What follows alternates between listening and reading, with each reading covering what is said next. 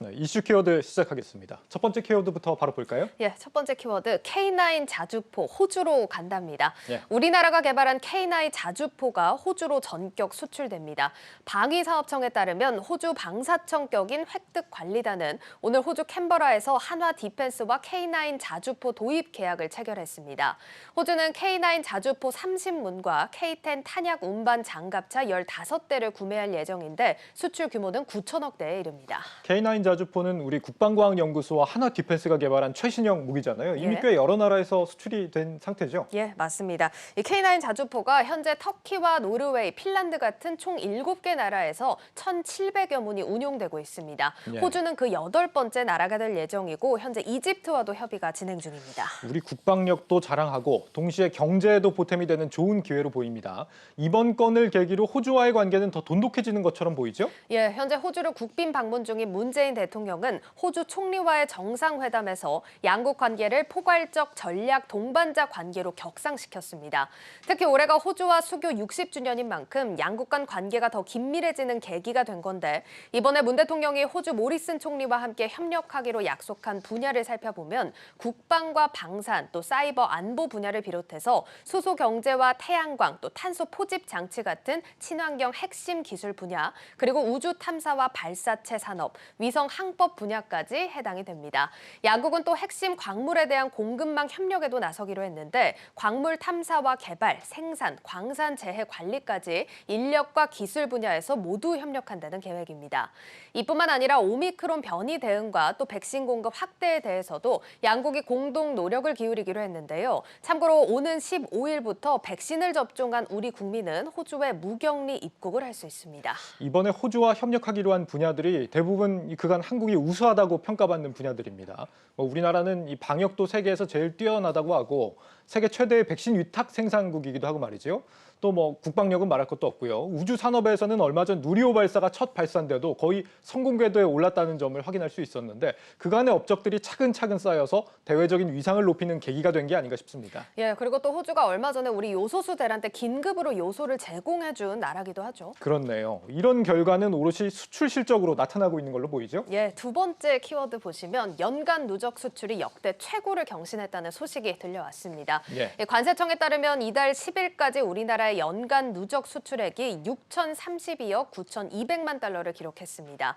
연간 수출이 6천억 달러를 돌파한 게 지난 2018년 이후 3년 만인데요. 역대 최고 수준이기도 합니다. 지금 같은 호조세를 이어간다면 12월 말까지 정부가 예상한 6,400억 달러 돌파도 무난하다는 분석이 나옵니다. 수출로 먹고 사는 나라에서 수출이 잘 나오는 것만큼 기쁜 일이 없겠죠. 그런데 요즘 이 공급망 문제 때문에 수입액이 수출액보다 더 많아서 적자 아닌가요? 예, 일단 다행히 연간 누적으로는 흑자 수준을 기록할 걸로 보입니다. 이달 10일까지 연간 누계 수입액은 5,757억 달러를 기록했는데 전체적으로 보면 275억 달러 정도 흑자를 낸 겁니다. 하지만 말씀하신 것처럼 최근에는 연일 적자 행보가 나타나고 있습니다. 당장 이달 10일까지도 수입액이 수출액보다 크게 늘어서 25억 달러 적자를 냈습니다. 주로 원유와 반도체 같은 품목들에서 이 수입액 증가가 컸습니다. 원유와 반도체라면 역시 공급망 병목 현상에 피해를 보고 있는 걸로 보입니다.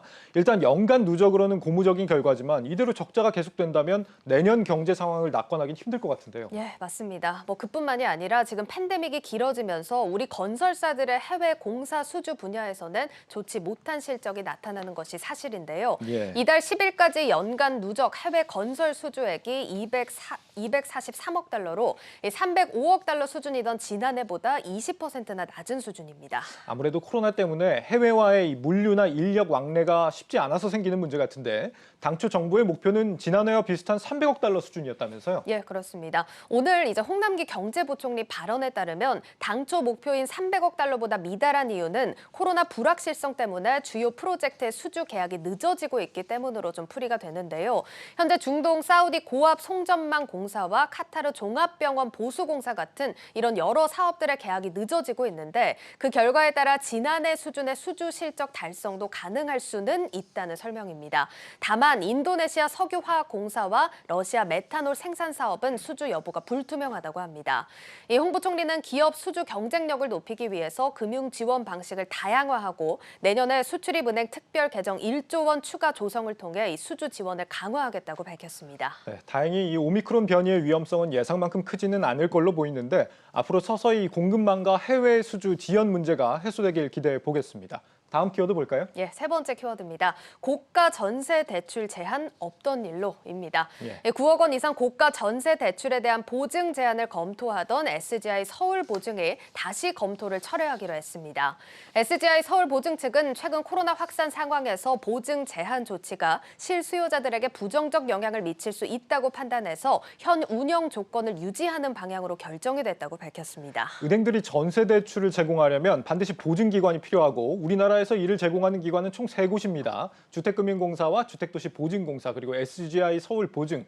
이 중에서도 5억이 넘는 전세 대출에 대한 보증은 SGI 서울보증에서만 제공하고 있잖아요. 예, 맞습니다. 금융당국은 지난달 보증기관들을 불러서 서민 취약계층 지원에 활용돼야 하는 전세 대출 보증이 고가 전세에 이용되는 게 맞냐는 지적을 제기한 바 있습니다. 이에 따라 SGI 서울보증은 9억이나 15억 원 사이의 고가 전세 보증 제한 기준을 만들려고 고민했지만 결국 철회한 겁니다. 강남권 초고가 전세 주택들을 중심으로 대출 제한에 대한 비난 목소리가 커지면서 철회가 결정된 것으로 보입니다. 이렇게 되면 비싼 전세 보증금을 대출로 조달해야 하는 이 강남권 세입자들의 부담은 다소 줄긴 하겠습니다만 동시에 이 다주택자들의 조세 전가 현상을 방관하는 셈이기도 해서 일각에서 비판도 나오지 않을까 싶습니다.